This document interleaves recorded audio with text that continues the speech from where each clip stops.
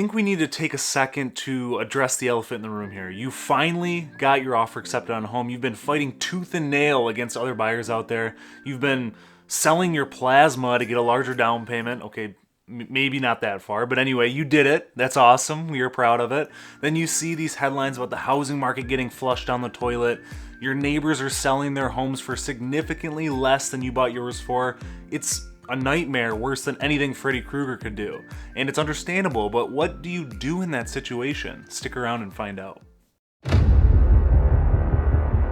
Before you're even handed the keys at closing or start the home search process, I always chat with my clients about resale value and longevity.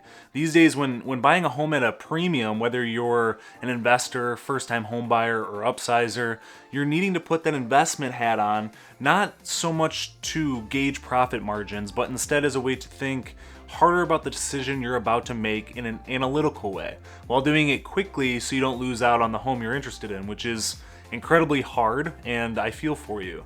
So what exactly do I mean by resale value? It's not just painting your walls or enhancing curb appeal. Although it's important, those items are given to a certain extent throughout the duration of your home ownership. You need to think on a larger scale. Think about the location, the neighborhood, the walkability, the age and condition of the home, and if you truly have the funds to turn it into something desirable by the masses. If it's something that's not exactly move-in ready, of course. Most of those points are pretty self-explanatory, but I wanted to circle back to location. You always hear how location is everything. Buy the worst home in the best neighborhood. And while all these points are true, I'm someone who circles back to the historic data to get a sense of what a community's economy will look like in the future. Of course, I have no crystal ball, but in similar conditions, what would it look like? If you Google search the area and see articles on how unemployment is rising, shops and restaurants are closing, the HOAs are being protested, and no one pays their taxes, so all the public services have vanished in thin air, then maybe that's a spot you don't want to call home, even though the home has everything you want and more. Of course, that was a little dramatic, but you get the point, I hope. Unless you're someone looking to rent the home out in the next few years and buy another home, think long term. Are kids in the equation? Think about bedrooms, a yard space, schooling, etc. Are you single now but plan not to be in the next 3 to 5 years? Think about that too. I see a lot of people looking at homes for the now, just to realize that within the next 1 to 2 years they need an upgrade. And that, I can assure you, it would not be a very great financial investment. But don't get me wrong, resale value is typically a concern for people who don't know what the next 3 to 5 years or even 8 years look like. Maybe they'll move in 3 years, maybe even 1, maybe go a full decade. They don't know, and that's why the conversation of resale value reaches the surface. Otherwise, it would be more about simply thinking longevity and maintaining your home throughout the duration of your home ownership. Sorry for the tangent. Let's fast forward to you slamming a bag of Cheetos on your fancy couch in the home you finally got the keys to.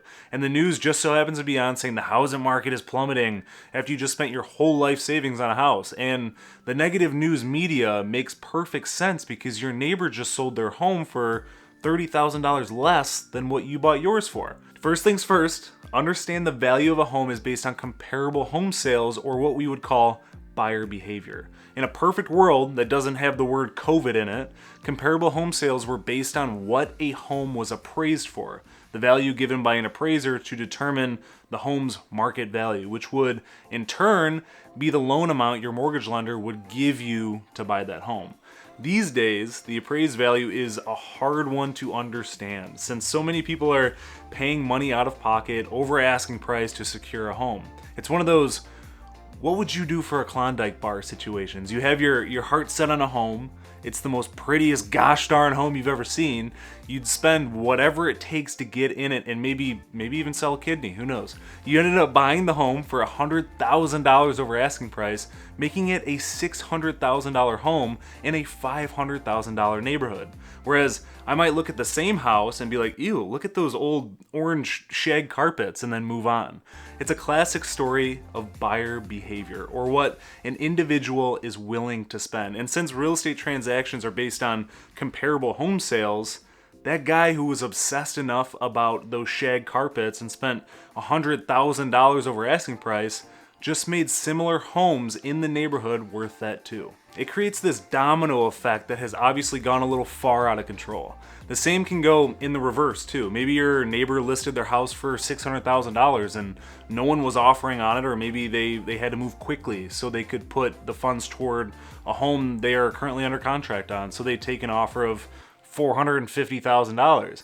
Your home would then be valued at $450,000, all because that neighbor had to move out quicker.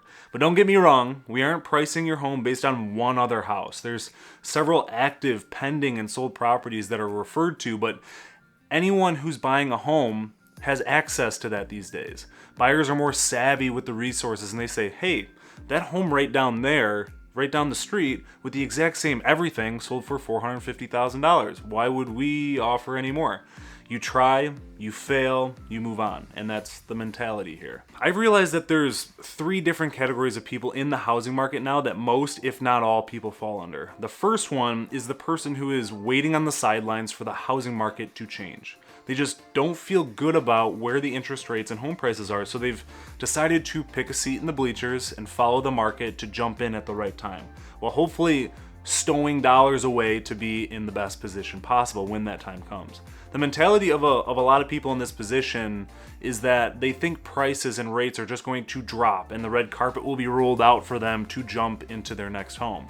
I don't want you to think that I lack empathy for everyone in this situation. I don't want you to think that, because honestly, it's scary. I see it every single day. The home buying process will always be scary because it will always involve you having to put a lot of money to the forefront, which is not something that anybody can be comfortable with unless you have a ton of it.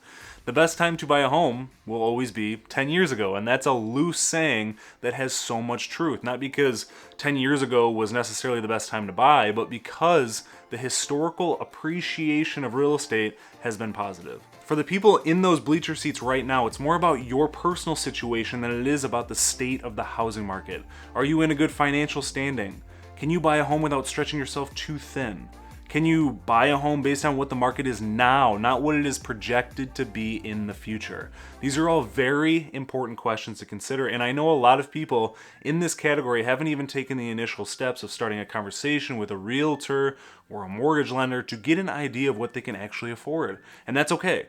But if homeownership is a goal you want to achieve, see what the possibility is before you completely trash the idea. The next category of person out there is someone who purchased a home well within their means. This is a person who bought their home based on what if. What if the market crashes? What if I lose my job? What if I have 3 kids, a German Shepherd, and a spouse? What if the roof goes bad?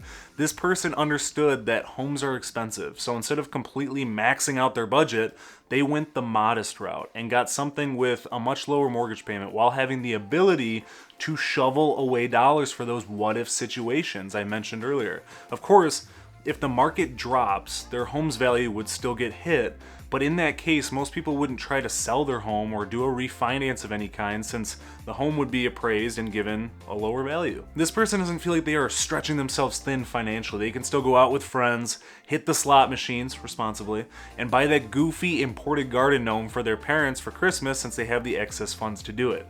All that to say, if the worst case scenario happens, this person has the funds to back themselves up. That's why it's crucial to think long term, because selling or refinancing are really the 2 instances that are the biggest downfall for people when it comes to market changes. The third person in this case is someone who stretched themselves way too thin by buying something a little too emotionally and not enough strategically. They maxed out their budget, putting every ounce of their paycheck in the mortgage payment, and were sold on the idea that rates will come down at some point so you can refinance for a lower mortgage payment, which is all fine and dandy if you could actually afford the mortgage payment where the mortgage rates are currently. In this situation, it gets a little scary. There's no magic 8-ball that tells you when your furnace, AC, or roof is going to go bad. Of course, you may or may not know the age of it, but did the last homeowner of 25 years ever take a second to maintain it? By the 300,000 cobwebs swallowing your furnace whole, I'd say probably not. So it's probably a ticking time bomb.